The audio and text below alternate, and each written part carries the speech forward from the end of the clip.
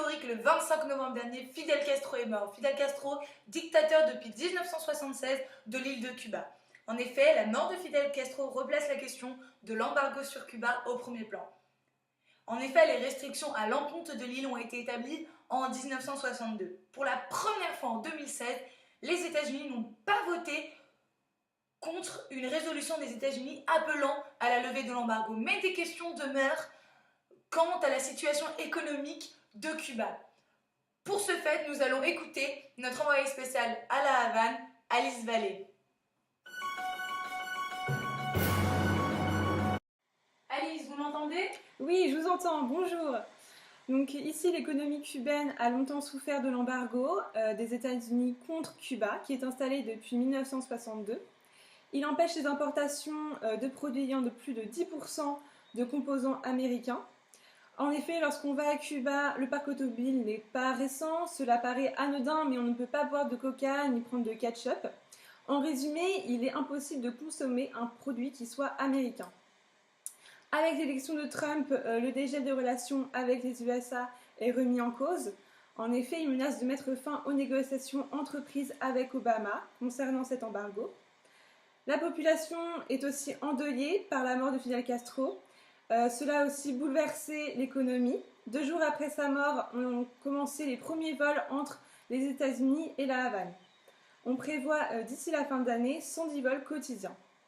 Je vous rends l'antenne. Bienvenue à Océane Leroy, spécialiste en économie de pays d'Amérique du Sud. Bonjour Eleonore, merci de m'inviter sur votre plateau. La mort de Fidel Castro nous renvoie évidemment aux mesures d'assouplissement annoncées par les États-Unis. Concrètement, pouvez-vous rappeler pourquoi le rétablissement entre Cuba et les États-Unis est qualifié d'accord historique ? Tout d'abord, sachez que depuis 1950, le degré d'ouverture des économies s'est accru. Le développement des échanges internationaux s'est accompagné d'une transformation des logiques de l'échange et de la répartition mondiale des activités. Aujourd'hui, le processus d'internationalisation, plus connu sous le nom de mondialisation, se décline sous 3 aspects essentiels. L'internationalisation des échanges, de la production ainsi que la globalisation financière. Mais l'embargo américain vis-à-vis de Cuba a longtemps constitué une forte entrave pour le commerce extérieur de l'île. Néanmoins, le rapprochement avec les États-Unis, entamé en décembre 2014, constitue un signe particulièrement encourageant pour le développement des échanges commerciaux entre ces 2 pays. Et si l'embargo américain est élevé, qu'en serait-il de Cuba ? Eh bien, la disparition de ces contraintes économiques permettrait bien plus que de rapporter du tabac et de l'alcool aux États-Unis. C'est le développement même du pays qui pourrait en bénéficier. Comme l'a précisé votre journaliste dans son reportage, actuellement, Cuba ne peut par exemple pas importer les produits dont la composition est américaine à plus de 10%. Le ketchup et le coca. Tout à fait. Un frein notoire pour l'accès à certaines technologies électroniques ou informatiques. Une avancée qui rendrait par conséquent possible l'accès aux réseaux sociaux, aujourd'hui très compliqué. Relativement peu présent pour le moment, Twitter et Facebook pourraient donc débarquer sur l'île si les infrastructures étaient améliorées une fois l'embargo levé.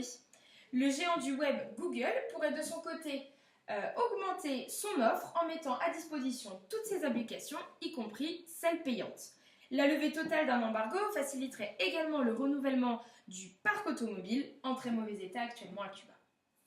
Merci beaucoup pour votre intervention. Nous comprenons maintenant plus clairement la situation de Cuba. Je vous remercie encore une fois et ce sera tout pour nous. À vous la météo, à vous les studios.